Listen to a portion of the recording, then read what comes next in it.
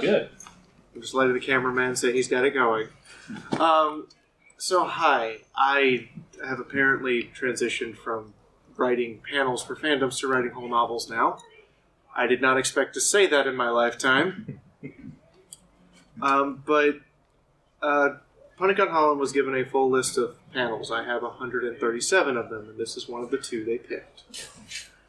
So I'm going to talk about how to write fan fiction and how to write it from the concept or idea you have of it in your head to the point you can actually say, I finished something. So I'm going to explain a little bit about myself first. We're going to go over the panel. We'll do some Q&A. And at the end of the panel, before we start the Q&A, I'm going to give you guys an animated preview of the next piece of writing I'm working on. That has only been available to people who knew where to look on my YouTube channel or who had a Patreon link. So let's get started. Hi, I'm Fiaura. I blow stuff up. I'm literally called the Princess of Explosions. I didn't make up that title. Tony Fleece did. You can thank him. I have been a scientist in the field of human sexuality and communication for 9 years. I have an associate's in biology, a bachelor's in human sexuality. Those are from the University of Delaware. And from Rutgers University, I have a master's in human communication. I could be your marriage counselor tomorrow. I don't wish to be. Don't ask.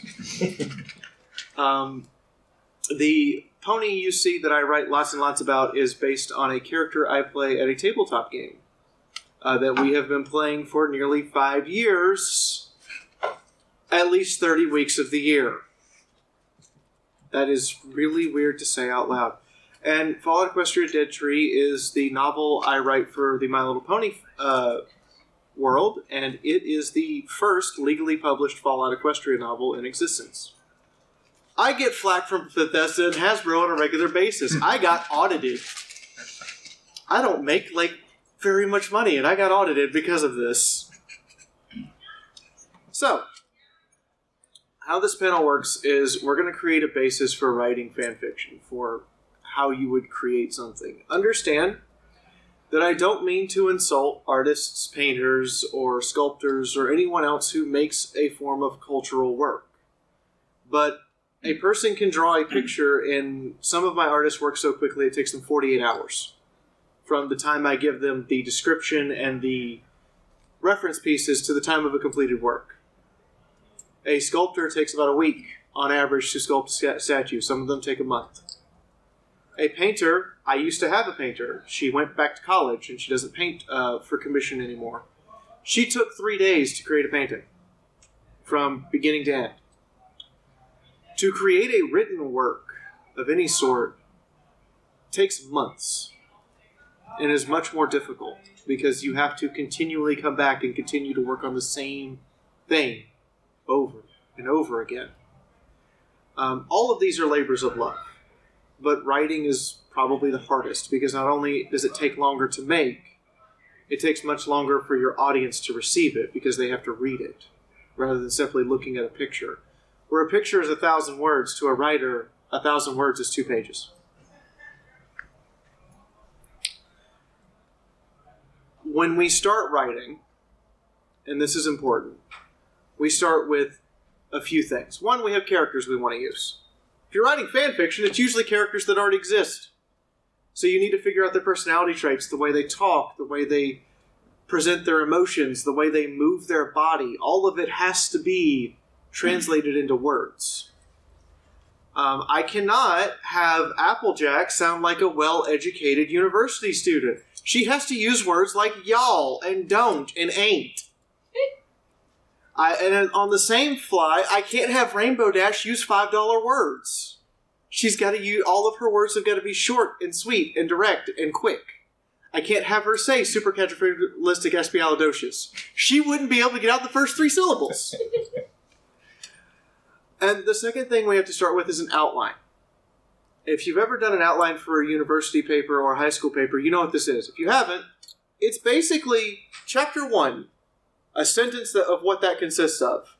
And then if you have any subplots, you get A and B. And then you do Chapter 2, and 3, and 4, and 5, all the way to the end.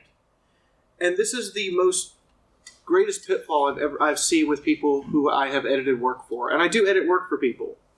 I'm willing to proofread for free occasionally if I have time, and I do paid editing, where you pay me and I sit down and I edit your work as best I can. They don't know where the ending is. For writers, it's not about getting to the ending. We already know what the ending is. I already know where the novels I write end. Before I even start, I know what the ending is supposed to be. I know where they begin. I don't know what goes in the middle. That's the exciting adventure for me, is figuring out how to get from A to Z. All the points in between. And I see a lot of this kind of pitfall happen. So we're going to go over some of them. Now, concepts of fan fiction that fail. Let's start here. Crossovers for crossover's sake. If you create a crossover, do something with it. I have seen crossover. The reason why, like, the comics for the crossover for My Little Pony and Transformers, only 6 comics, is because it doesn't go very far. Everything goes back to the way it was at the end, where the Transformers are in a separate universe, the ponies are in a separate universe, and they stop interacting. If you write a crossover for the sole purpose of just smashing 2 things together, that's interesting for you, the writer, for 2 chapters. At most. I have seen My Little Pony Voltron fail. I have seen Inuyasha and Gundam fail. I have seen just about everything you can think of under the sun fall apart because all they thought was, what would happen if I put these 2 things together? You need a place to go. You need unique characters to use. You need something of substance to keep you interested. Not just your audience. Anything that's kink or fetish focused is not your magnum opus, and please don't make it that. I assure you, writing adult-related stuff gets boring. Lastly, commission writing sucks. I've done it. It sucks more than commission artwork. You know why? Because a commissioned artist can finish something in 48 to 72 hours. A commissioned writer, I'm going to be doing this for 2 weeks. This is what I'm going to be doing in my spare time for 2 weeks. It is terrible. It is awful. If you've ever heard the term face to the railroad track, that is exactly what it's like. You're just grinding. It's useful to develop your writing skills, but don't expect it to make something that you're legendary or known for, or something that becomes the thing that you yourself want to use. Human in Equestria is weird. I'm just letting you know. People in Equestria is weird because, to me it is. They turn into ponies when they cross that portal. So keep that in mind. You need an explanation for why they didn't. And worrying about the appeal of your audience leads to burnout every time. I have had long stretches where I didn't write anything because I was worried about what people would think about where I wanted to go. So, now that we've gone over all the things that you can fall into and hopefully gotten you through the first level of the game of Pitfall, writing a story that will work. First off, be prepared to fail epically. I mean, just straight up. I have written 16 stories on FemFiction and only 3 of them worked. The rest of them either got taken down or put on hiatus. Once your story's outlined, get all your subplots in order that you're going to take people on random adventures for. Yes, I know, the star going by is annoying. I expected the gift to last longer than that. But apparently when I uploaded it to Google Drive, it shortened it to like 20 frames. Get your subplots. Like, if you have little subplots, make sure you finish them. Your viewers will ask, what happened to this? And you go, oh, I forgot about that. If you just put it in your outline, you don't forget about it. I have seen 2 writers successfully change their age rating of their story.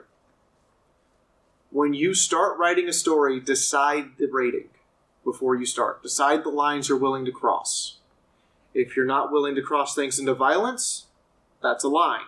If you're not willing to give graphic descriptions, that's a line. If you're not willing to discuss human any form of sexuality, that's a line. Make sure you stay on the side of the line you decided from the start.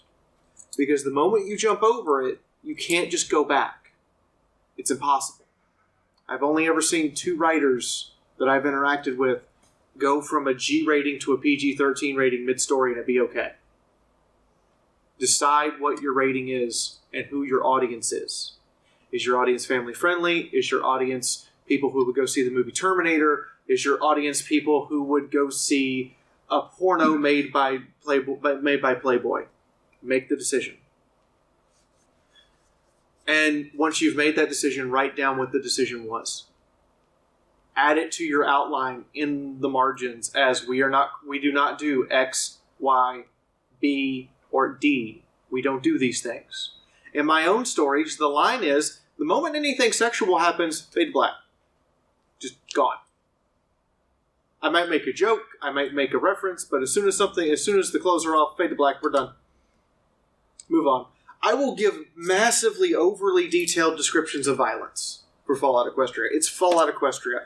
They're in the apocalypse. I've been in a combat zone. I have seen horrible things happen to human bodies. I know how to describe what has happened to a human body.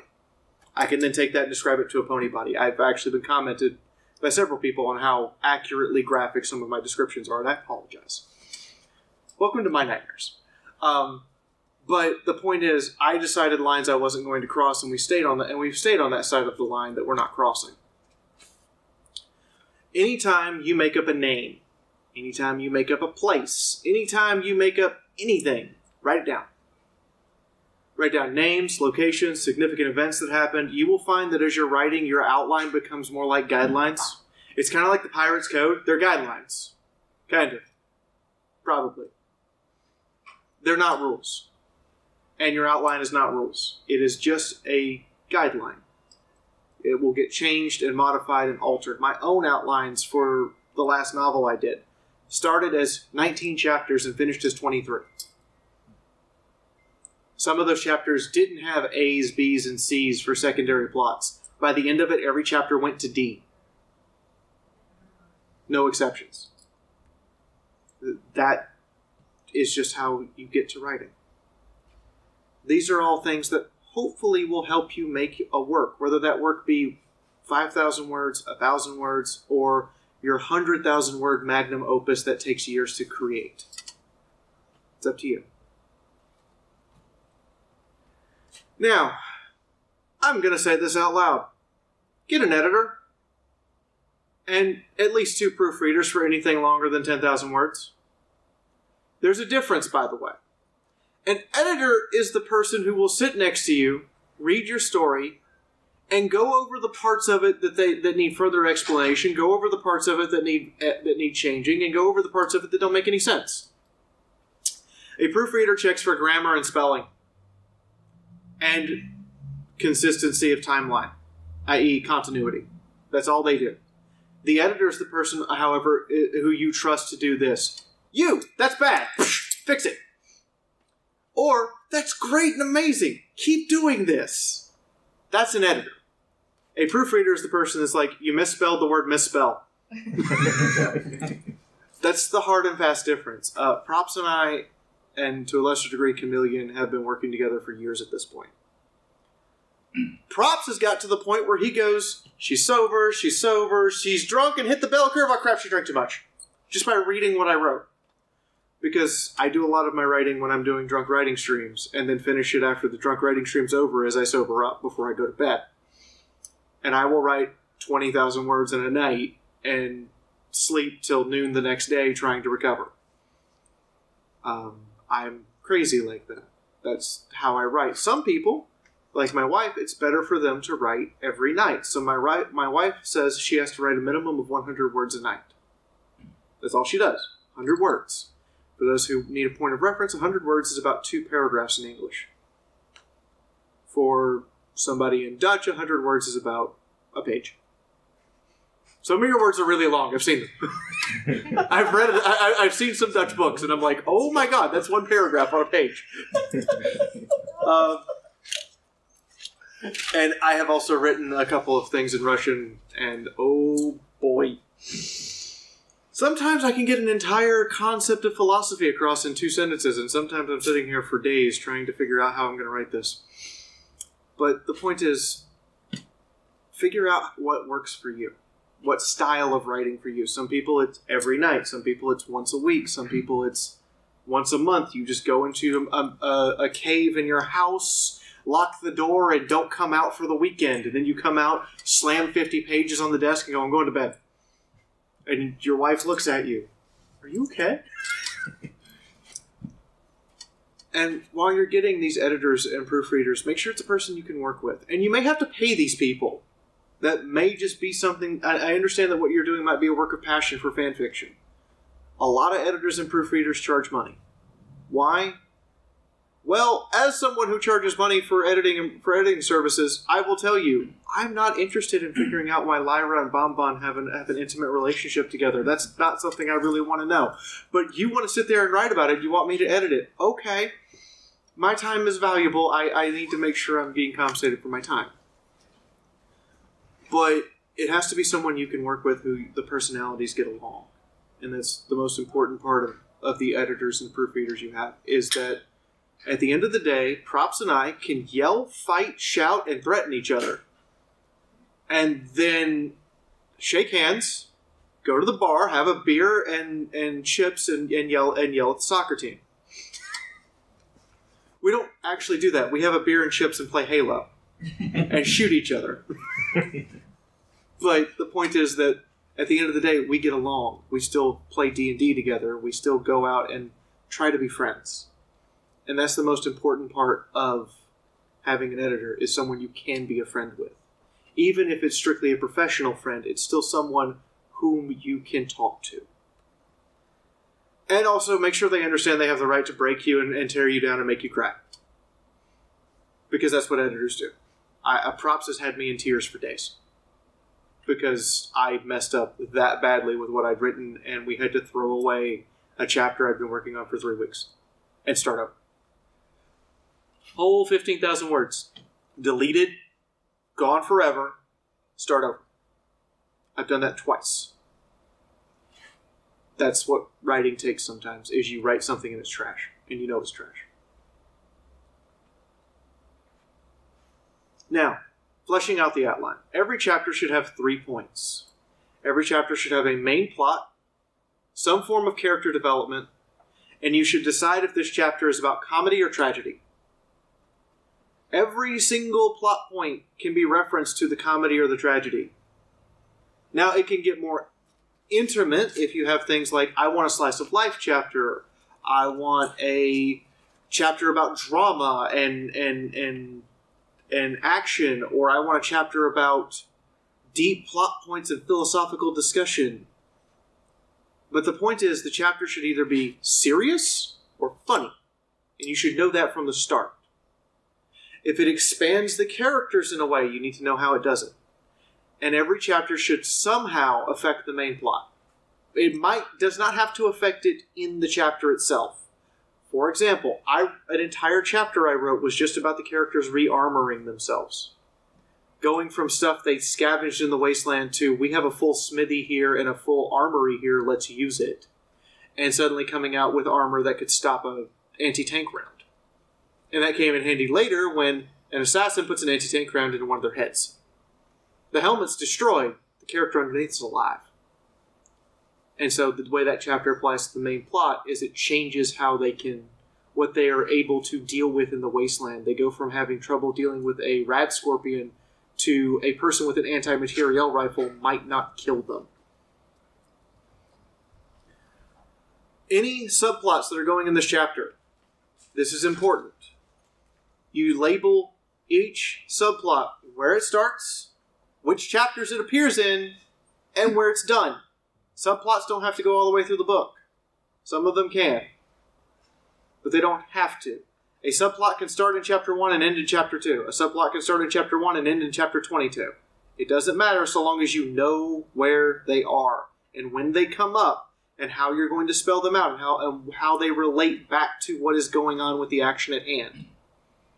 And in the end, a subplot needs to avoid being a dead-end plot. What's a dead-end plot? It is when you have written a subplot that once you finish it means nothing to the rest of the story. If characters go off into fairy tale land and come back with nothing useful for the main story and it never comes up ever again, you made a dead plot. Keep that in mind. Because readers will be very irritated with you if you do. Very, very mad. When we're talking about character development, there are 3 character arcs that you have to keep in mind. There's what's referred to as already developed. The character's flat. An example of Fallout Equestria is Steelhooves. He's a very flat character. He gets a little development before he, well, spoiler alert, before he dies. He changes just a little bit. But for the vast majority of the story, he's just this. What we see in Little Pip's memories is before he became this. That's all we see. There's what's called the character upswing. A character starts out as a small, meek, or weak individual and grows and grows and grows and becomes powerful or courageous or strong. That's an upward arc. And then there's what we call a downward spiral, where everything a character does just makes it worse and worse and worse. And the world refuses to let them have their day, and they become worse for it. Sympathetic villains are this. They have tried their best to be good, to create something, to be worthy, and the world has found them wanting over and over again to the point they just went on a downward spiral and never came back. Another good example of this is Murky number 7 for Fallout Equestria is a very good example of this. Because Murky never gets a day off. He never gets a good time. He never gets a good day. Murky number 7 is referred to as Gut Punch Heart Stab the Story. I cannot read that story more than 1 chapter at a time. It is heart-wrenching. He tries so hard and nothing works. Because the Wasteland doesn't care. Lastly, make a decision when you begin writing. Are you willing just to kill characters out of nowhere? Or not? I have seen authors that say it's really hard to kill a character and go on and on and on, and they've killed 2 characters in a 17-novel series.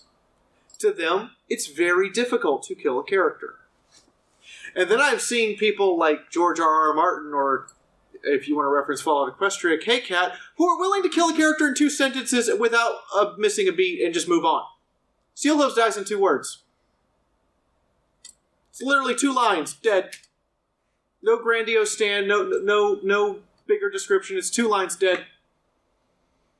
And I'm just like, okay. One of my own characters dies, and the only way you know he died is it says, I heard a shotgun blast. You don't even get to see him die. He just dies. I spent 6 chapters building up that character and then blew his head off. That's the other part. Decide how you want. If you're going to kill characters, decide how you want to do it. On screen? Off screen? Make a decision for what's acceptable. A very good example of something like this is an older series called Babylon 5. Any character that dies off screen didn't die.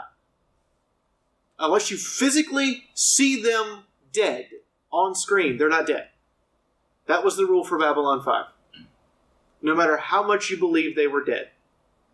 If it didn't happen on screen, it didn't happen. Another series that was very different from that is, somebody had a radio call. There you are. Wait, Clemens. Your phone. Another series that's very different from that is Voltron.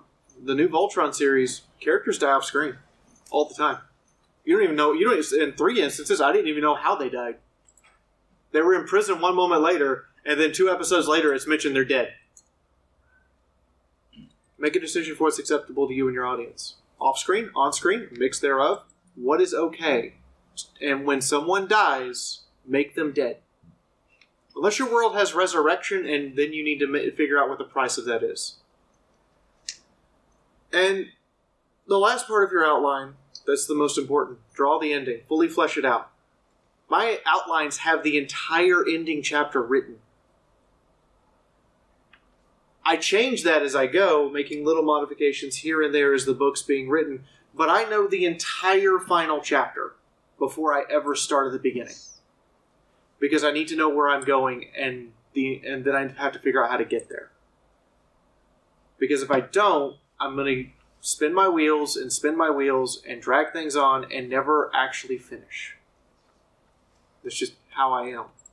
And it's something that 3 English professors drilled into me when I spoke to them about it. Writers that finish stories are those that write their ending first, that know exactly what that ending is. Now, when writing your ending first, this story can end up to be 80 plus. I've seen stories end up with 80 plus chapters, unfinished subplots, plots that fly completely off the rails and have no ending.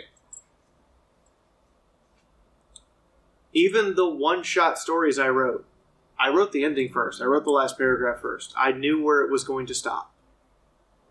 I wrote a story about a Kieran. Before Applejack and Fluttershy showed up, who wanted to scream and rail against the emotional destruction of the silence. Because it wasn't just the fact they couldn't talk. They couldn't feel emotions, as described by the song. But they remembered what emotions were. Imagine how infuriating, frustrating, and utterly insane driving that would be to someone. To see the person who is the love of your life walk in and you feel nothing. What it was at the end, because I knew from the beginning what it was a suicide letter about this Kieran. Only stopped by someone showing up and doing happy singing in their confusion. And it gets really dark. It's 5 pages of just slowly spiraling into darkness. But an example of stories I've seen go on and on and on with not knowing where they were going, the entire 7th season of My Little Pony Friendship is Magic doesn't know where it's going. They figure it out later in season 8, but in season 7 they have no idea what they're doing. And it shows. Because suddenly they have a showdown with the Pony of Shadows. And it's built up in 2 episodes. But all the explanation before that is all over the place. And then Fallout Equestria Project Horizons has 5 different places it jumps the shark. And doesn't know where it's going or how it's getting there. They killed one of the biggest villains they had in the 13th chapter that don't figure out who the new villain is till chapter 25. Wait a minute. I'm confused. And I've had so many people burn out on that story because it just doesn't know where it's going at times. Now, you're going to make characters for this. I'm going to make characters for this. We all make characters. All characters have flaws. We're human beings. And in this case, no one's perfect. Don't make a Mary Sue or a Johnny Everybody. Johnny Everybody is the everyman who has all of the everyman's flaws and none of his abilities and just exists. They're boring. Mary Sue is just as boring because she has no flaws and seems perfect and always knows what to do. Make a flaw. Stick with it. Make it hard to overcome. And then make a few minor ones that annoy people. This is also something I like to say as well. Relationships with long-term lovers do not end over epic fights 90% of the time. What you see in the movies is Hollywood drama. What I have seen in couples therapy counseling is stuff like he leaves the bacon grease in the sink. She forgets to mop the stairs to the basement. And I get sludge on my shoe when I first come in after I've changed the oil. It's stupid stuff. And characters have stupid little flaws that often don't make sense immediately, and they're not supposed to. My own characters. Sunrise slept on the floor. No one understood why. And it took 12 chapters for someone to ask. It was a little quirk. She just slept on the floor. Flaws don't have to be something that has to be fixed either. Remember that. It changes how you view things. Any character that takes longer than a minute to explain, you have a problem. That's simple. If you cannot explain your character concept in a minute to someone who's never heard of this character before, you need to figure out how. Show, don't tell. What that means is, don't have narration explain something, show us how it works. In the first opening sequence I have in my own Fallout Equestria story, I spend 4 paragraphs going over a character experiencing coming out of a stasis pod. I don't explain how the pod works. I explain there's a swirl of bubbles, there's a gelatinous gel, I can feel air filling my lungs again. I sat down on the cold bottom of the pod as the air from the outside rushes in and the doors open to a blinding light. I'm not telling you that it's a stasis pod. I'm not explaining how the pod works. I'm just explaining what the character is experiencing as they wake up. That's important. Your readers are more interested in how things feel. Physically, emotionally, they're more interested in that than how they work. 9 times out of 10. Unless your audience is a bunch of engineers. If the backstory to the character makes a better story than you're writing, you have an issue. Write the backstory instead. I had someone hand me a story about an equestrian lieutenant whose backstory was that he slew 2 dragons and received the Equestrian Medal of Honor, and there was all this other stuff in it, and I'm like, this backstory is more interesting than what you handed me. Write the backstory. This is awful. Keep that in mind. And be careful about including stuff in the backstory that takes more than a couple of paragraphs to explain. My own character works on her own armor, repairs guns, and knows how machines work. Everybody goes, why? Well, she was taken to her dad's mechanic shop as a kid and basically learned what he did because they didn't want to put her in daycare. That's a good enough explanation for most people. If your dad was a mechanic and you constantly were working with him in his shop, you probably know how a car works. Mental trauma and illness is not a good enough flaw. I'm just saying that out loud. Also, if you don't have the illness in question or the trauma in question, please interview someone who does. I have seen so many people try to write PTSD, and me over here who talks to a therapist every month about PTSD goes, this is not how PTSD works. Me who has studied human psychology about PTSD and written a paper about it, this is not how PTSD works. So please, if you're going to use a mental illness or trauma of some sort, please talk to someone who actually has endured that or who actively has to deal with it. It makes things easier for you, the writer, to write it. How to deal with criticism. There are 3 types of criticism that you need to take into account. First off, analyze the criticism. Is it useful or is it trolling or being mean? If it's trolling or being mean, call them out. This person never responded, by the way. So apparently, snowflake? Yeah, you're the snowflake. You didn't bother to respond. Pick up what's useful and throw away what's not, straight up. If something sounds useful, read it. If something sounds like someone whining, they're whining. Don't assume people have more motivation than what the initial feelings you get are. I have spent far too many nights awake for hours on end trying to figure out a comment only to realize it was just a person whining to whine. Or crying to be a crybaby. Do not be afraid to trash and rewrite a chapter, and your encouragement should not come from your comments. It should come from you. It should come from your editor. It should come from people who matter to you. Your audience only matters in the sense they are the ones reading this. They are not the ones who should motivate you, nor the ones who you should allow to dissuade you. Even if your audience is like me at this point and literally puts bread on the table, they should still not be the ones who are determining what you make. Because if they become the ones who determine what you make, you will stop making it, because you will begin to suffer your own self and tear yourself apart trying to make them happy. And instead of keeping the vision you had from the get-go. Things written by committee are always worse. Just ask Hollywood's current movie budgets right now, and what actually is terrible is usually written by focus group and committee. Keep what you want and go with it. Learn how to issue criticism as well. Like, just learn how to do it. If it's bad, say so. Then explain how it's bad. An example, if one of my friends comes up to me and goes, "How's this dress look?" and it looks absolutely awful, I'm going to be like, "That looks god awful. It makes you look fat, your hips don't actually fit into it properly, and you really, really don't want to wear that out. Here, try this instead." Why do I do that to them? Because I'd rather be honest with them than spare their feelings and then have their feelings hurt later when someone who doesn't know them does it to them.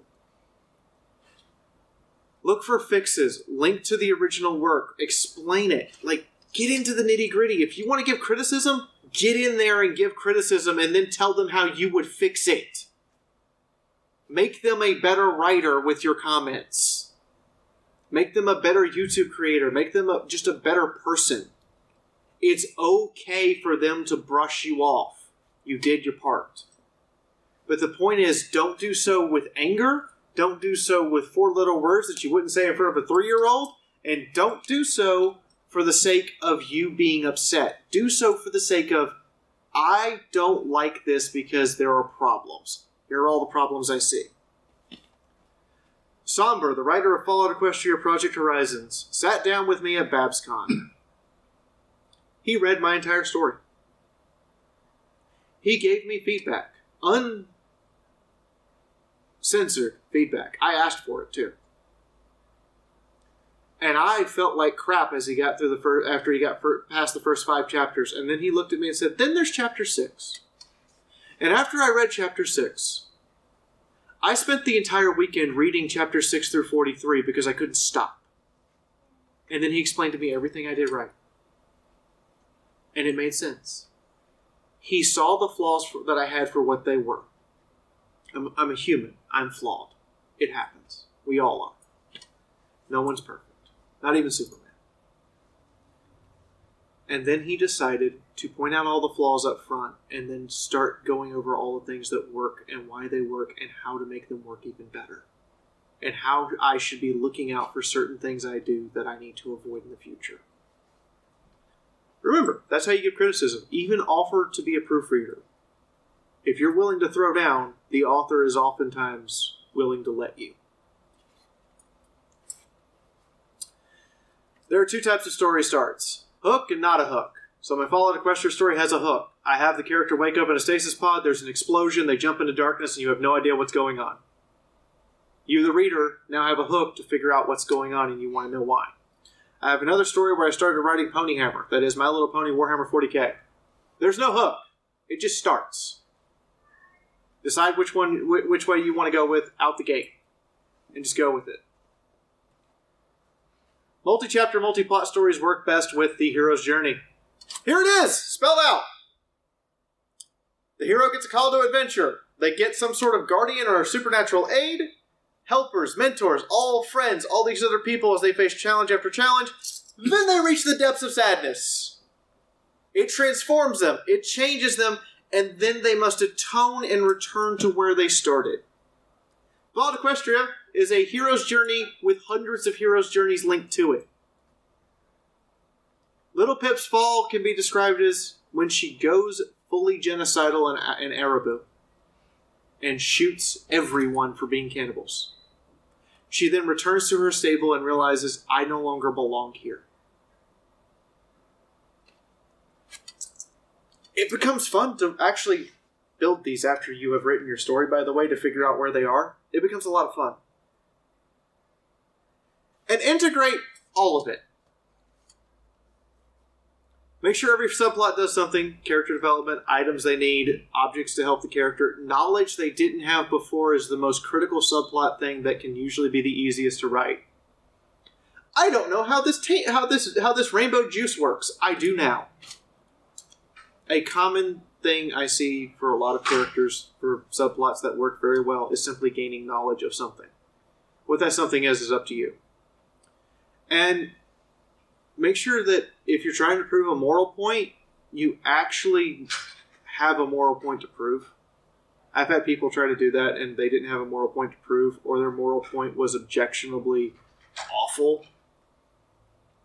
So be very careful with those. When you're writing, there are three places to write from. First person. I did this. I do that.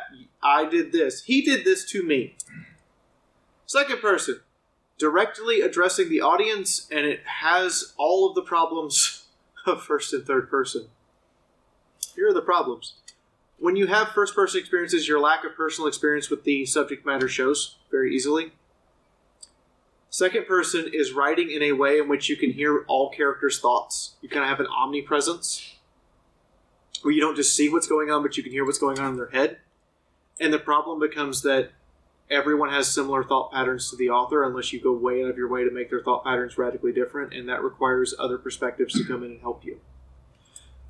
Second person is the hardest to do. Third person, pretty easy to do. Write it like it's a movie. Is what I can straight up tell you. Write it like it's a stage play. It works out really well.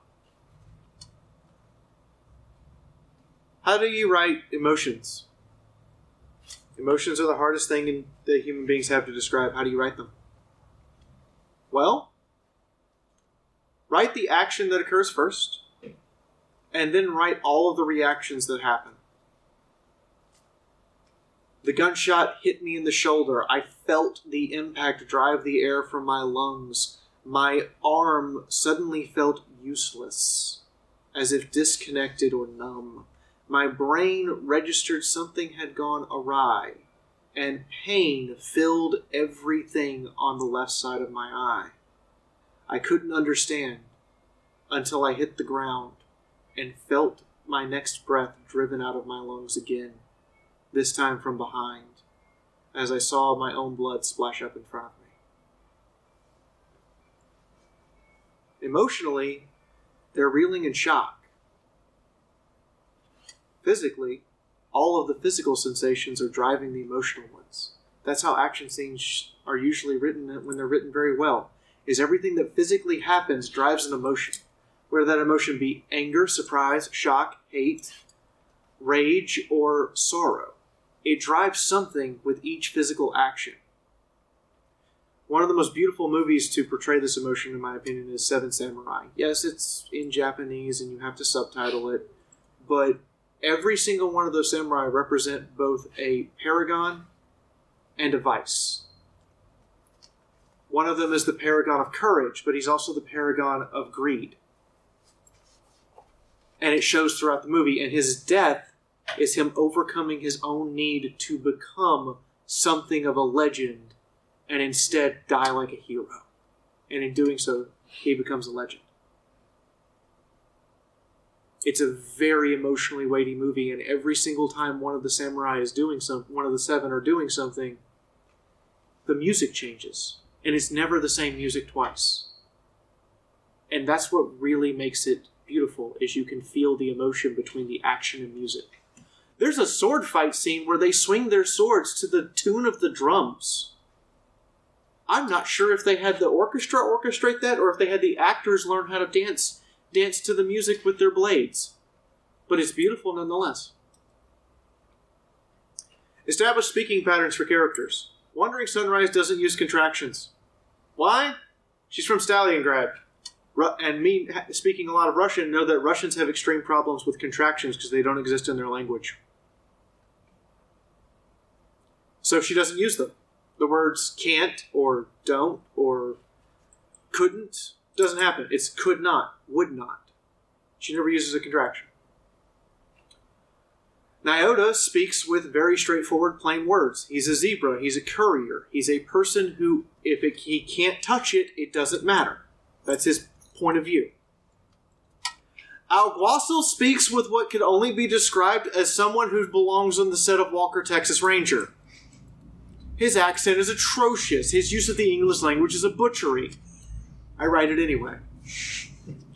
And on the flip side of that extreme southern redneck accent from the United States, Scapola Mina has the same southern accent you would expect to read in the book Gone with the Wind.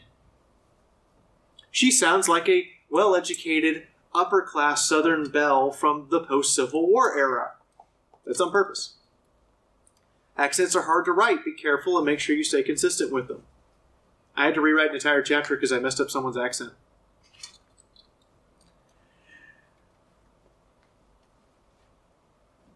Everything has a build-up. You're making a bunch of crescendos. Make sure your previous crescendo doesn't outshine your next crescendo.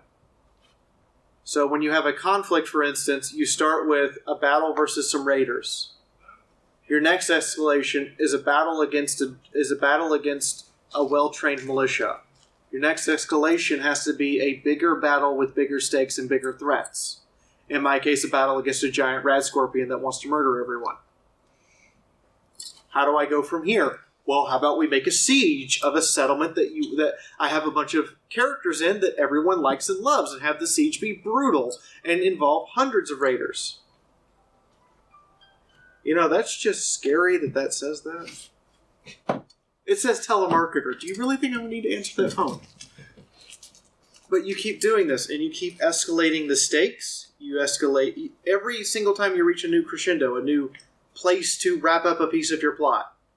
It needs to either raise the stakes, raise the danger, or raise the end, the surprise, the reward. The thing that they're questing after needs to become more valuable somehow. It becomes very difficult if your previous crescendo is up here for your audience to stay there if your next crescendo is down here.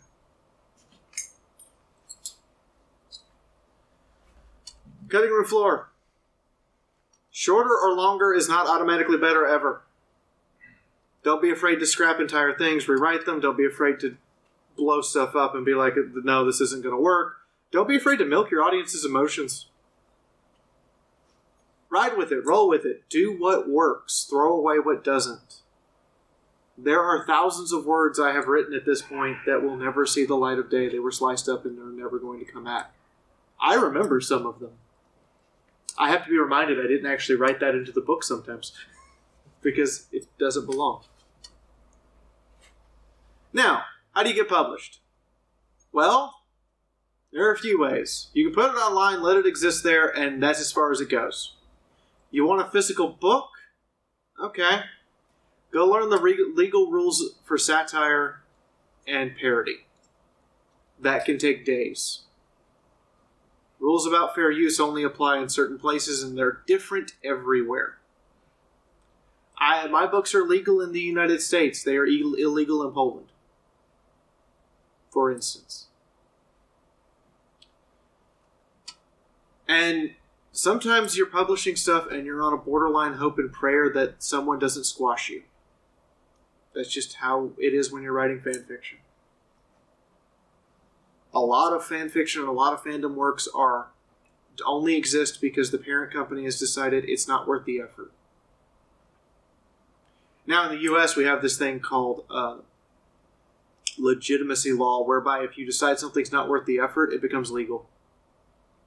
Which is why stuff like writing entire conversion mods for Fallout 4 is entirely legal, because Bethesda let it happen for Fallout New Vegas and Fallout 2 and Fallout 1 and Fallout 3, so doing them for Fallout 4 is just doing them for icing on the cake, because the entire Fallout franchise is that way.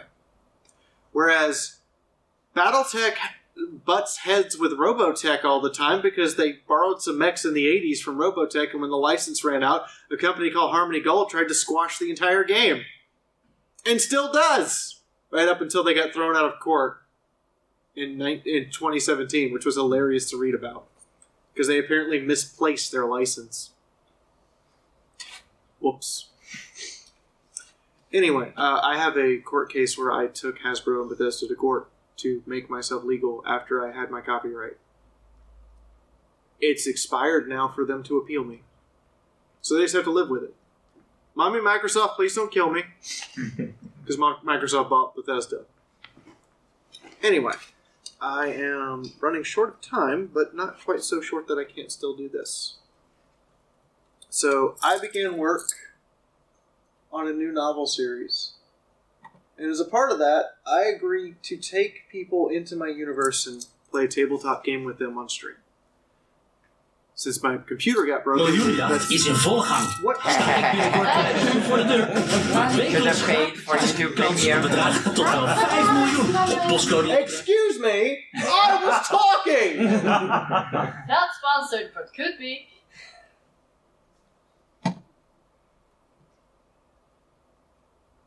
Continue! Go away! Oh, this is a really good video. What in the hell? This is not my video. Where did we go? YouTube, what did you do? Give me this! Yeet! I don't even know what you did there. I don't know how you did it. I think when you went to go to full screen, you accidentally clicked on the thing. I guess. Alright, let's try this again. I so hate touchpads. Okay, are we good? What? Yes? Okay, cool. For as long as there has been civilization, there has always been the edge of the map. Whether it be the ancient Greeks and the voyagers of Odysseus and Hercules, the Romans and their lost legion, tales from Siberia of Baba Yaga and ancient monsters, Viking raiders abroad at sea, speaking of sea monsters and sea serpents that could consume entire vessels. When philosophers and archaeologists began exploring ancient Egyptian tombs, and as paleontologists started to dig up long-dead fossils of dinosaurs, they were present every day as ancient wonders. Such creatures have near infinite variety and permeate every culture of the world. Great and mighty beasts on one side of the world, another culture seeing... I know I'm asking you a lot. Please cooperate. Variety that permeate every culture of the world. Great and mighty beasts on one side of the world, another culture seeing them as companions and reverent with wisdom, yet another calling them portents of misunderstood doom, or protectors from those outside. Even as humanity has passed, and their creations, both biological and robotic, take their place within the galaxy, they are still ever present, but always just beyond reach. Those born of biological chance and probability, standing beside those created by engineering of genetics or metal, they have still been present just beyond the known universe.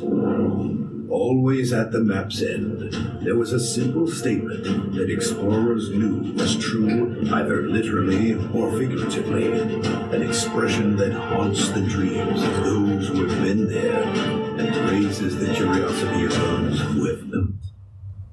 A phrase that warns all that dare to tread towards the edge of the map. Here there be dragons.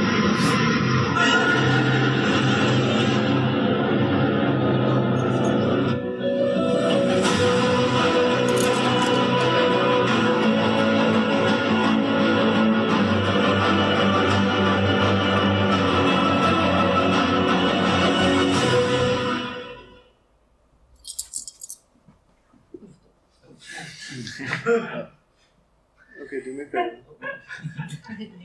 I know. Not today.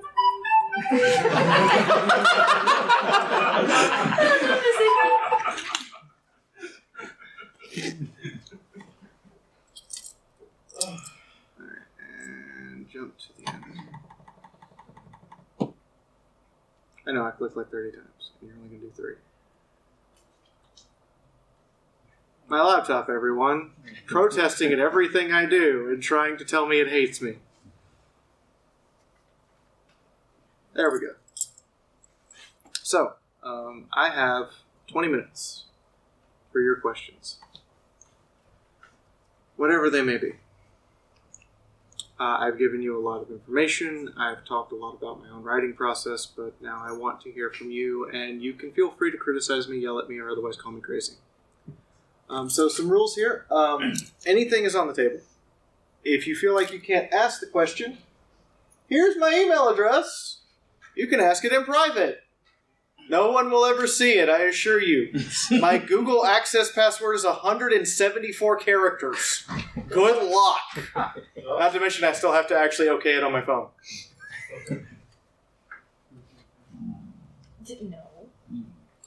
No. Up at the top is my personal YouTube channel. Under that is the place I put all my Fallout Equestria stuff, Shotgun Angel Productions. There's my Twitter. There's my Discord. You're free to join. I invite anybody who wants to join, so long as you're civil. There's my Twitch. You can even come in my Discord and hang out in voice chat when I'm streaming stuff. And there's the FemFiction where I put all my writing. This is your chance to get this. I'm going to use a terrible line from a terrible video game company. You all have phones, right? The reason I say this is this. We're human beings. We have goldfish brains. If we don't commit something to memory, we forget about it. How many times have you been told a combination to something and then gone, what was the password? Too many. If you don't commit it to memory, you won't remember it. So either take a picture or use your phone and follow what you want to follow now. Rather than, think, I'll do it when I get back up to my room. By the time you get back up to your room, you'll be worried about what you're going to have for dinner. Anyway, questions? Yes. You talked about perspectives, first, second, third person. What's your views on talking about in third person perspective? You've got stories where it is third person but still told from the perspective of one particular character, versus third person where it's told from, like, as you described, like a movie where you're seeing all of the characters simultaneously. It's what's called restricted third person, where you keep it focused on one person's story, but you're still telling the story as if it's an onlooker watching what's happening. It's perfectly acceptable. It's actually preferred than omnipresent third person because it's much easier to deliver surprises or introduce new characters or have characters go off screen and go do something that you really don't want to write, but is important to the plot. Such as Gandalf going and grabbing the Rohirrim in the Two Towers. He just leaves for an hour of the movie, or in the book, he just leaves for 29 chapters. There's no description of what he does until he reappears at dawn. That's perfectly acceptable. It makes things more engaging and makes people forget that those other characters exist until they suddenly reappear, and then they're like, oh, the thing! And that makes it more rewarding to bring those other secondary characters back into perspective. But you also have to be careful with it and make sure you're not making the secondary characters more interesting than the main characters you're writing about. Hence why, Gandalf doesn't also throw fireballs or, call down Armageddon. You. You gave me an epiphany. You say, if the background is too interesting, then write that. This is interesting interaction for tabletop, where you just gave me an argument to not write backgrounds, or at least more than a single sentence, when creating characters for role-playing games, because the game hasn't happened yet. So, so the backstory has to be less interesting than the nothing than what's that's happening about to now. Happen. So, for me, when I make a character, whether it be for a tabletop game or for writing a book, I do the following. Okay, so I have the character's name. First thing I do is name them, because what's the first thing your parents did when you were born? They gave you a name. I'm sorry, I know names are hard, but the first thing you should do is name them, because this is going to create a reflection of who they are to you. Whether that name be, some big giant lord title or Bob the Builder number 7. Take your pick. But the point is, I name them, I make their parents. And when I make their parents very vaguely. To start with, Sunrise's parents was Dad the mechanic and Mom the attorney/medic. That was it. She was an attorney who also became a first responder because of the war. Her dad was a mechanic who started with what would be equivalent to equestrian cars and then moved into doing equestrian armored vehicles and power armor because the war demanded it.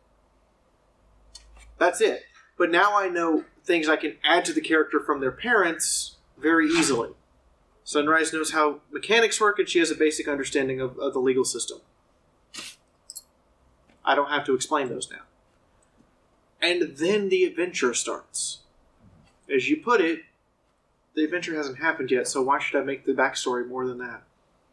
Mm-hmm. I can bring up parts from the backstory by adding more people's names, like, this is their sister, this is their brother. Their sister's a level 14 sorceress, their brother's a level 1 fighter. Ah, so it's like this is the beginning of the adventure. In the forward direction of time, you play the adventure, whatever, the campaign. In the backwards, you add to your backstory as you go. You add to the and make sure that the past is not bigger than the present. Exactly. You make the past not bigger than the present or the future, and then you flesh out the past as you go in order to make the past relevant come up later. It makes it so much easier to make characters for D&D, too. I can walk up to a D&D table, I know where the GM's going to murder 60 of my characters and have 70 characters ready to go and be like, alright, I got 10 more than what you're going to kill today! Yes, sir. So, as someone who is trying to write a fanfic with pre-established franchises and has already maybe fallen into several of the pitfalls that you've established, is there a way to sort of turn that around even though I'm a fair bit into the story? Or is the dreaded thing to do is just go back and look through everything, or even more dreaded, cut it all? Don't cut it. I'm going to say this with a 100% straight face of no agony whatsoever. I rewrote the first 9 chapters of my own giant Fallout Equestria story 11 times. It's okay. I promise it didn't require more boozahol. Everything I said was a lie. It's terrible. But yes, you might have to go back and rewrite entire chapters. My original chapter 1 of FOE Dead Tree was 4,500 words. The chapter 1 that got published into a book is 11,000. So, yeah, you might have to rewrite entire sections. Your best bet is to take an editor who knows what they're doing, who you trust, who you also trust to yell at you and beat you over the head, and go through and rewrite stuff and tell them specifically stuff where you're looking to add certain things or certain things you want to add to those chapters to help him or her understand what you're going for and where they can say insert X here. Finish X down here. So on and so forth. Yeah, it's okay to fall into a bunch of pitfalls and then go fix it later. Yes. So, I have a question about how you go about writing from different characters' perspective, like going from say the main character's perspective, but then you want to go ahead and switch to another person's POV, I suppose. How would you actually go about doing the transition where it's not super clunky, or you just outright say, this is this character's POV? For me, I just put 5 dashes and then suddenly start writing from someone else's point of view. I will literally do paragraph break, blank line, dash, dash, dash, dash, dash, blank line, new perspective. Flip back and forth like that. So the reader can consciously see I'm changing the perspective on purpose to the next, to a different character. And then make sure that character is either in shot or the writer has some other way to realize it's that character, such as if I had one of my own characters, Wandering Sunrise, giving a description, I would have that line, and then it would turn around and it would say, Sunny was doing something strange and I couldn't quite figure it out what. So I turned to her and went, are you crazy? And at that point you realize I've switched to Nyota's perspective because Nyota's the only one who calls Sunrise Sunny. So it's just a matter of making sure that when you switch the perspective, you also switch the way things are said. The thought patterns of the new person's perspective are added in to change so the reader understands that it's a new person. but it's entirely doable. I would just make sure that you have some sort of hard sentence break symbol to indicate you've switched. Then I have another question. So you mentioned that you should always start with the end, like Where you're going. right the end. So is that for like crazy idea, but like whole series or just the book you're trying to write? Yes. I know where the book I'm trying to write is going to end. I'm writing multiple novels in a series. I know where the entire series ends. So I know what each novel must do before it can be finished. But I also know where each novel is going to lead me. I have already written the end to Dead Tree. I already wrote the end to the first Here Be Dragons book. I know where I'm going. How I get there, I still haven't figured out. But I at least know where it's supposed to go. And that should always just be a rule. And someone has pointed out on the live stream, people think being a writer is writing a book. That's not entirely accurate. Writers write newspaper articles. Writers write stage plays. Writers write advertisements. Writers write everything that everyone says on a big screen or a small screen. Someone had to write it down. The YouTube channel Game Theory has writers. You think Pat writes all that? No. So it's just a thing where you might not be a writer who writes a book. You might be a writer who writes newspaper articles. You might be a writer who writes screenplays or scripts. But, it's okay to do that too. Yes, with the flannel shirt. Yes. You've talked about creating a story outline and dividing it into chapters. But my question is, how do you size the chapter? How much stuff do you cram in there, or how little do you put in one chapter? I size the chapter personally by tone shift. If a chapter is supposed to be character development and a comedy, when it comes time to shift that to action and a tragedy, that's the end of the chapter. If a chapter is supposed to be a slice of life incident where I'm just describing, going through the day and trying to make the characters more human, then the moment that something happens to either change that tone, that's the end of a chapter to me. It's a very nice system for me and for my audience because it lets them have a chapter that's a certain tone and a certain aspect of the story, and then they can close that chapter knowing that the next chapter is going to change completely. It's also kind of how you keep your audience on a roller coaster that doesn't have to worry about the laws of gravity. You still have a form of gravity, and that's the weight you put on the story and on the individual chapters. But whether that weight of gravity is setting up or plunging down for the payoff is up to you, and you need to make sure that the chapters are doing one or the other, and not trying to do both in the same chapter. Thank you. Yes? How do you get exposition right?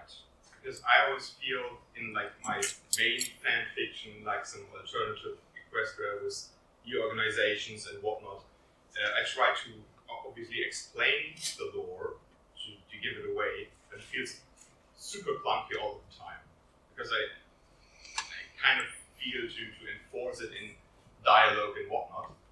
Again, it feels too clunky. And is there a more what's the most elegant way to put it through? So we went over this way earlier.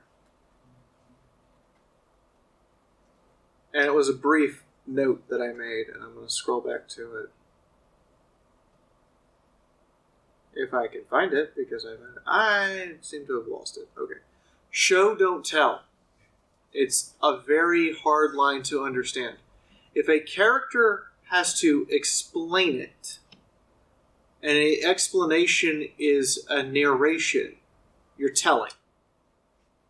If the character is explaining it as they're doing it, and why they're doing certain motions or certain actions, but you're maintaining the focus on what they're doing, that's telling. For instance, I could sit here and rant and rave for an hour about how T-54 power armor sucks.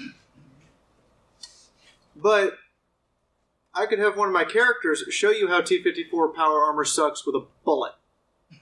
And then explain why the bullet worked. And that's showing it. That is taking the time and going, this is how this works. You're done. So, T-54 power armor, simply put, Sunrise looks up, sees the pony in this massive armored suit, and thinks to herself, that's really not a good idea. And then throws a pack of C4 at it and runs.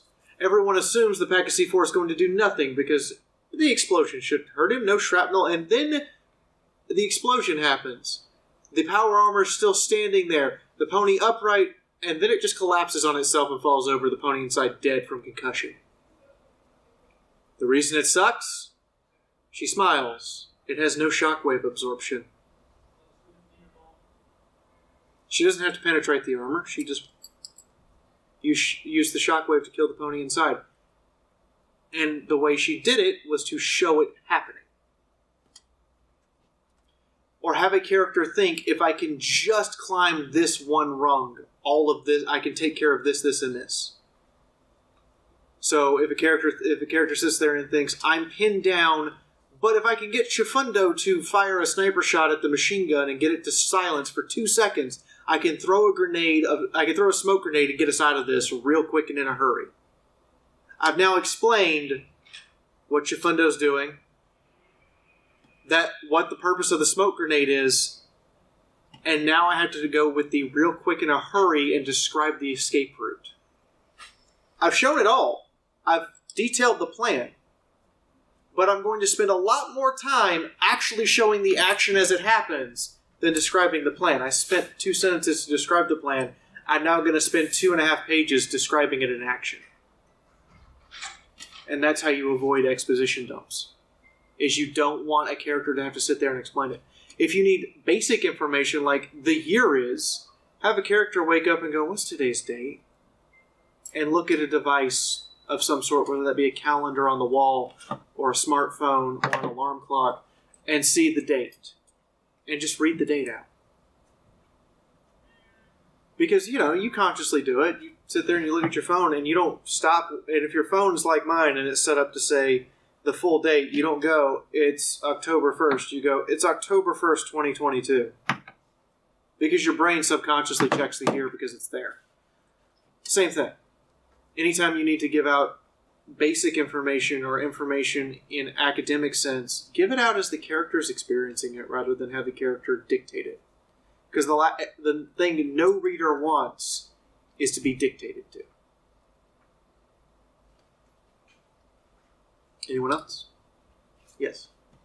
So how would you go about, say it's a person trying to learn how to use magic and the teacher needs to teach them how to do it? How would that be a thing that you'd show? Yes. How?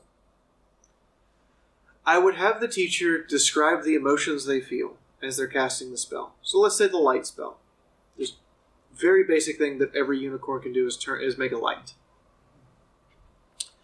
I feel the warmth of a mother's embrace coursing through the emotions in my mind. I hang on to that. I grasp it and push it to the forefront of my will. Push it to the tip of my horn and allow it to surge the power within me to create a light. The tighter I grip the emotion of my mother's embrace, the brighter it becomes. So I'm describing that to the pupil. So the pupil now knows they need to replicate that emotion in their mind, push it, and then put it in a certain part of their body to get the effect. Same thing. So any spell you want to do it that way. It makes a lot more sense because unicorn magic on screen seems to be a lot more powerful and effective when they're emotionally invested. Such as the fact that Rarity can't lift hardly anything until she's trying to make a dress, and then suddenly she can lift an entire tailor shop. Or Pinkie Pie converting Twilight into a minigun. That's Pinkie Pie. Any other questions? Yes. So, I'm writing something. It's not quite a story. It's a sort of narrative-heavy game, lots of text and things like that. Same sort of thing.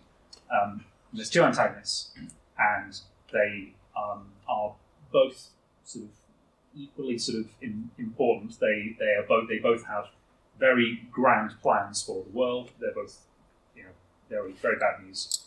They both need to be dealt with. I'm currently thinking that one's going to happen before the other, but I'm kind of worried that that's going to cause sort of problems with the flow of the story. So how would you deal with that situation? What sort of mitigating things would you put in to make sure that the player or reader is still being driven forward? Okay, so I got a question. This is a really, really, really crazy question. Yeah. Do you have an afterlife in your story? No, people speculate in lore, but there isn't one that's like completely. Is haunting appropriate? Potentially, yes. Okay, Yeah, so if let's you're say going that. to eliminate a big bad at the start, at some point before the other one, Yeah. have something that can be really fun to do. Is have the one you've eliminated now be the one criticizing the other one's plan the whole way through. Well, he's not necessarily dead, so he could do it through that means. Yeah, but they criticize each other. Yeah. And go back and forth. And when you are and if you wanted to invest the audience into that sort of world where the evil villains are going back and forth with each other because they obviously have two different plans that they have, and neither of them wants to go with the other's plan. Yeah. Well, they actually hate each other more than anything else in the world. So that's from what you're describing. Yeah, they hate each other. So have the one on the right hand story be told from the perspective of the one on the left, and the one on the left hand have the one on the right hand telling his story. This way, it's constantly about how much I don't like him and how terrible everything, and make it where the understanding is the two will never see eye to eye, but because they don't see eye to eye, they can only see the other's flaws. And then you have the hero in the middle who's going to foil them both. That way it makes it really easy to write their flaws because you can actually talk about them in great detail. Anyone else? Saw a hand and it disappeared. Okay. Yes? But if you have your ending and then you write the story, you have your characters, how they would behave, how it would fit to them, and then you realize the way this is going isn't leading to the end I had in mind. The ending gets rewritten constantly in my stories. Okay. I know where I want to end, but my original ending was 4,500, was about 5,000 words, almost. Mm-hmm. The current ending is 16,000. Mm-hmm. Every time that something happens in the story that I didn't think about when I first wrote that ending, I then have to address, does it change the ending in any significant dramatic way? Or even in minor, tiny ways? And if so, how do I alter the ending I have in mind to still fit my story? It's not necessarily about the ending is concrete. The ending, like the outline, are guidelines. You can violate guidelines all the time. Just don't get caught. Anything else? I've got, I think, 6 minutes? 6 minutes-ish.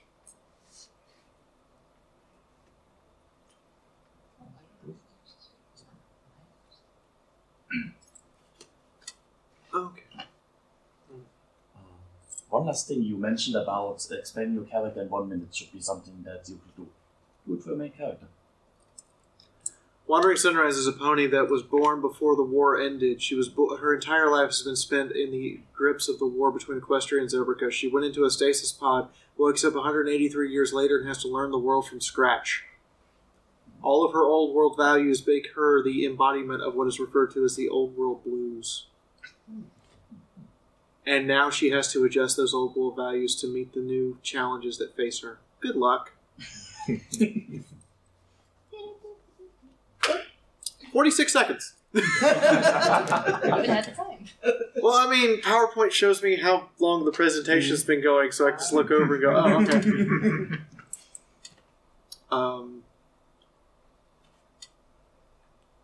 Yes. I guess it's not so much of a question as a concept that I have, because you had mentioned that, don't put a human in Equestria because it's weird. I agree, it's weird. But what if you were to inverse the concept and have the equestrians be humanoid? And the thing that I came across is that by doing so, you basically have to reinvent new lore for them if they are humanoid. Because, for example, how do you distinguish earth ponies from unicorns? Do you even call them that? You have to call them something else entirely. You basically need to restructure how their society works, how they fundamentally work. Is there ever an instance where you kind of thought, right, I'm changing a big bit of lore, how do I make this new bit of lore now work within what's came before? Yes? Look, I talked to... Look, okay, hold on. Hey, laptop, I need to log into something. So, okay, laptop, you can also be a pain in my butt. So, I talked to other authors about stuff like this, like, you know, I promise you that I will find a way to never have to use a touchpad ever again. Today's just not that day. How many instances did you open? At least two. How many times did you touch it? Anyway, so I talk to people like Admiral Biscuit about stuff like this all the time because he literally has to do that with a bunch of his stories he likes to write because they're always off the wall, weird, and silly. But also for me, for Fallout Equestria stuff,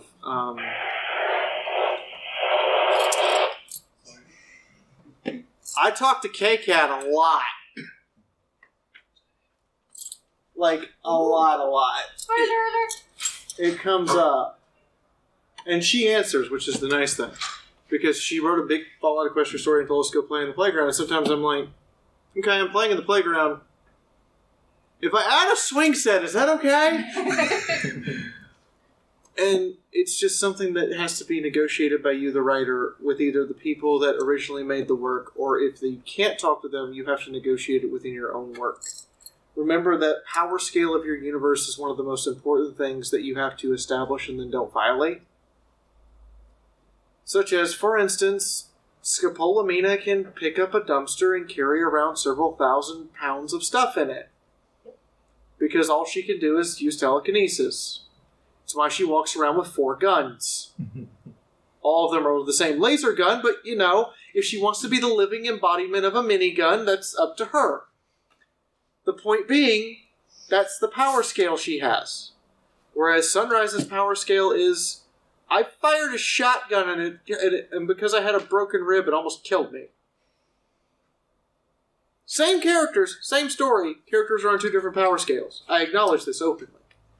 When you're rewriting rules that should exist, establish your power scale is the most important part, and the next part is to establish different names for things and why those names came to be and how they exist and what those mean. Because understand that there are certain things that I could say that in Fallout Equestria Land are acceptable in some places and not in others.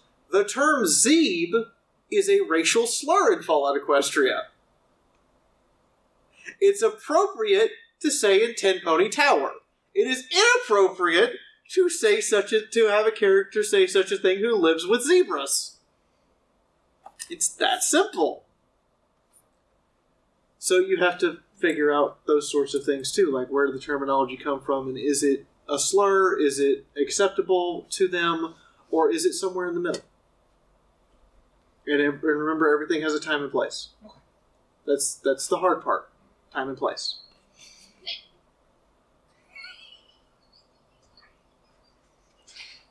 That was adorable. Last question. Anybody want to take it? Or am I wrapping up here? Yay! Alright, I have a vendor table. I have a bunch of stuff I had to bring across the ocean. I really don't want to have to pay to ship it back. And since you've all been a lovely audience and anyone who attends my panels gets this offer, if you come by my vendor table and say which panel you were at and I recognize your face, Whether that face be covered with a mask or not, I will probably recognize it because I at least take the time to count heads in here. You get a discount. Just straight up. Further, I have one more panel tomorrow. It's one of my oldest panels, one of my very first panels I made, which is how Magic in Equestria works. I then updated it religiously for Season 7, 8, 9, and MLP Gen 5. And there was a moment where I got to jump up and down and scream, I was right, I was right, I was right, for hours on end. And the person who said that they didn't think I was right was in the room at the time when I found out I was right. Which made it so good.